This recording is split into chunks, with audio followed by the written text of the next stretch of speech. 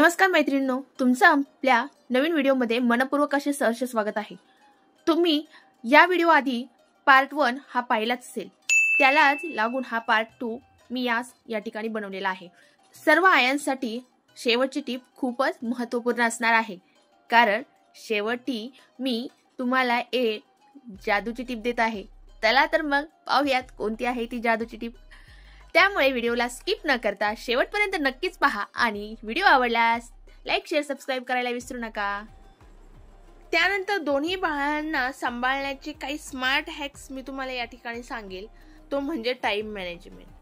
Time management या विषयावरती मी पुढच्या काही व्हिडिओमध्ये डिटेल्स व्हिडिओ नक्कीच घेऊन येईल, परंतु तुर्तास मी तुम्हाला हे सांगेल की रुटीन आपण जर फॉलो केलं, म्हणजे त्यांच्या झोपेचं रुटीन असेल, त्यानंतर त्यांच्या जेवणाचे रुटीन असेल, त्यांचं फिडिंगचं रुटीन असेल, त्यानंतर त्यांच्या खेळाचे पण काही रुटीन असतील, या सगळ्या गोष्टींचं जर आपण टाइम टेबल जर ठेवलं तर त्यामुळे आपल्याला खूप जास्त मदत होते आणि आपल्याला त्याचा थकवा जास्त येत नाही। जसं की मी तुम्हाला मागे सांगितलं की माझ्या दोन्ही बाळांना झोपेचं, फीडिंग करण्याचं आणि खेळामध्ये सुद्धा कोणती खेळणी कोणत्या टायमिंगला द्यायची, संध्याकाळी झोपायच्या आधी कोणती खेळणी द्यायची, दुपारी उठल्यानंतर न काय द्यायचं, ह्या सगळ्या गोष्टींचं मी बऱ्यापैकी टाइम मॅनेजमेंटमध्ये ठरवलेलं होतं। त्याच्यामुळे मला एकटीला ह्या गोष्टी भरपूर हँडल करता आल्या। त्यानंतर मी तुम्हाला हे सांगेल की एकाच वेळेस अनेक ज्या गोष्टी असतात त्या वेगवेगळ्या ठिकाणी ठेवायच्या। जसं की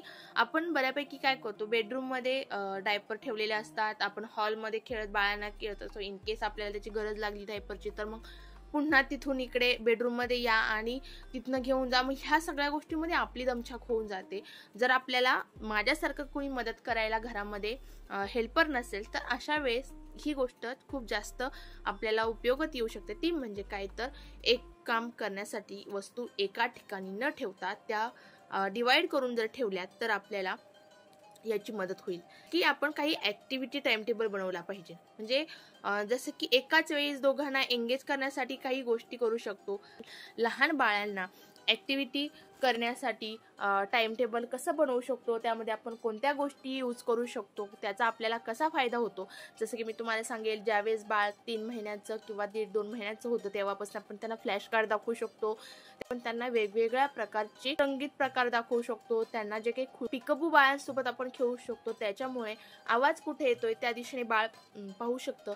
याचा डिटेल्स व्हिडिओ लागत असल्यास मला नक्की कमेंटमध्ये सांगा, मी तोही त्यापुढे येणाऱ्या काळामध्ये घेऊनच येईल की दोन्ही बाळांना स्वतंत्र विकास करण्यासाठीच्या काही गोष्टी आपण लक्षात घेतल्या पाहिजे।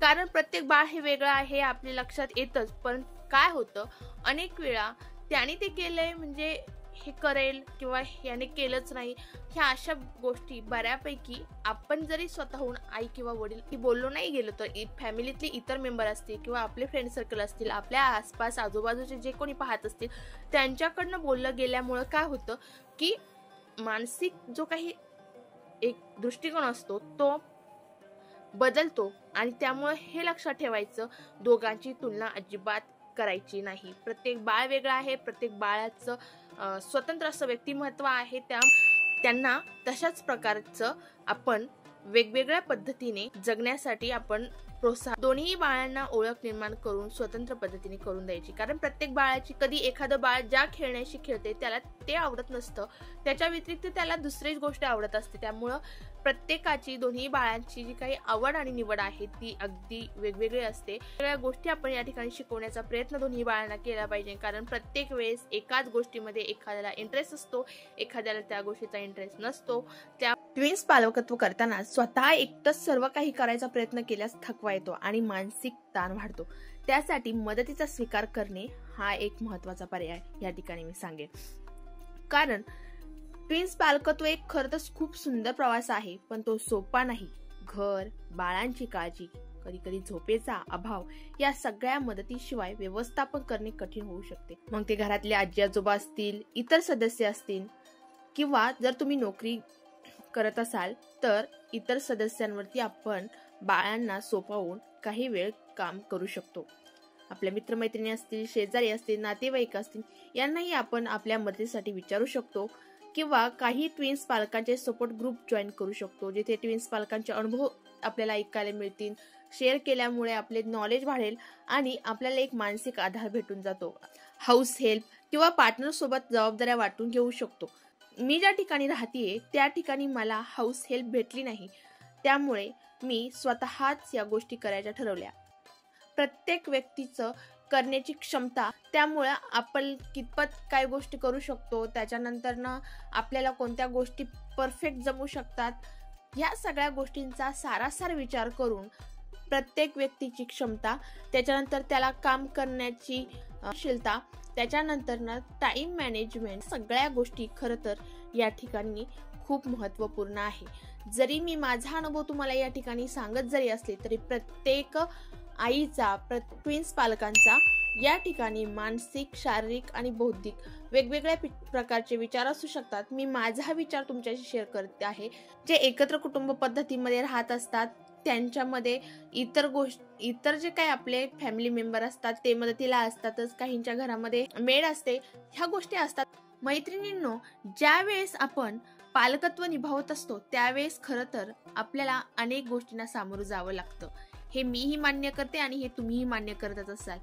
परंतु हे करत असताना आपल्याकडे असणाऱ्या समजूतदारपणामुळे आपण जर योग्य वेळेचं नियोजन केलं तर आपण प्रत्येक गोष्ट हँडल करू शकतो. हे मी माझ्या अनुभवावरून तुम्हाला सांगत आहे. त्यामधलाच हा एक पॉइंट आहे, तो म्हणजे सेल्फ केअर.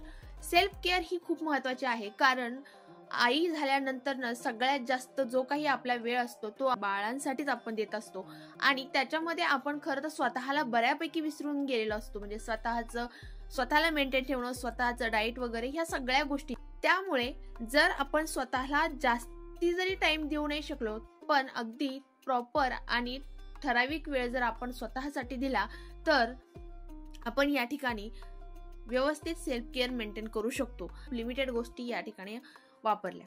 एक म्हणजे हेल्दी डाएट, त्यानंतर पुरेसं पाणी, पुरेशी झोप आणि मानसिक स्वास्थ्य. मानसिक स्वास्थ्यामध्ये मी हे सांगेल, आपल्याला जो काही टाइम मिळते त्या थोड्या आणि लिमिटेड टाइम मध्ये आपल्याला जी गोष्ट आवडते ती गोष्ट करायची. एखाद्याला पुस्तक वाचायला आवडतं, एखाद्याला संगीत ऐकायला आवडतं, एखाद्याला फक्त शांत बसून चहा प्यायला आवडतं. म्हणजे प्रत्येकाची आवड-निवड या ठिकाणी वेगवेगळी असू शकते. म्हणजे काय, आपली आवडीच्या गोष्टी या ठिकाणी करायच्या.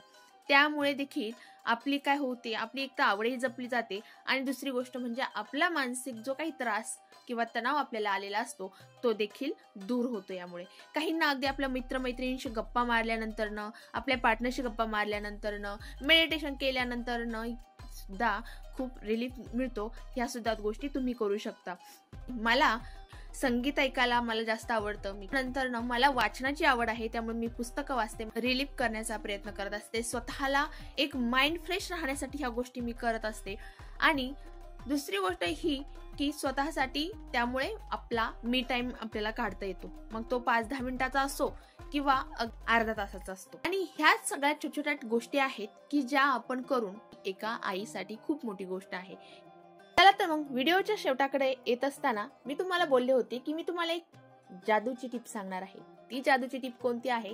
जर तुम्हाला देखील रात्रभर जागून दिवस उजड व्हायचा जर नसेल ना, तर ही टिप तुमच्यासाठी आहे. ती कोणती? तर आपल्या बाळांना झोपून रात्रीचं दूध पाजायची सवय लावा. ती कशी, ती केव्हा लावायची? तर एक म्हणजे आपण ज्या वेळेस 15 ते 20 दिवसांचं बाळ जेव्हा होतं तेव्हापासूनच ही सवय आपण लावू. ज्या वेळेस बाळ 15 ते 20 दिवसांचं होतं त्याच्यानंतर आपण या गोष्टीला सुरुवात करू शकतो. मी देखील तेव्हाच केलेली आहे. असं करून मी आजपर्यंत माझ्या बाळांसाठी एकही दिवस उठून जागरण करून दूध पाजण्यासाठी उठलेली नाहीये. आणि ह्या गोष्टीचा मला एवढा फायदा झालेला आहे, माझी पूर्ण रात्रभर व्यवस्थित झोप होते. त्याच्यामुळे मला दुसऱ्या दिवशीचा जो काही दिवस आहे, दुसऱ्या दिवसाचे जे काही माझे वेळापत्रक आहे ते व्यवस्थितरित्या फॉलो करता येते. आहे ना जादूची टिप? चला तर मग मंडळी, नक्कीच तुम्ही देखील ट्राय करा. आणि हो, एका दिवसाने काही होत नाही हा, त्यासाठी सातत्य लागतं. सातत्य ठेवलं की गोष्टी घडतात आणि गोष्टी घडल्या की माझ्यासारखा तुम्हाला देखील त्या गोष्टीचा नक्कीच फायदा होईल. आजच्या व्हिडिओला मी या ठिकाणीच थांबवते. पुढच्या व्हिडिओमध्ये नवीन एका विषयाशी तुमच्यासोबत नक्कीच गप्पा मारायला येईन. तुम्हाला व्हिडिओ आवडतात का? आवडत असल्यास लाईक करा, शेअर करा. माझ्याकडनं तुम्हाला अजून कोणत्या गोष्टींची माहिती हवी आहे आणि तुमच्या एखाद्या मैत्रिणीला हा व्हिडिओ शेअर करायला विसरू नका. धन्यवाद.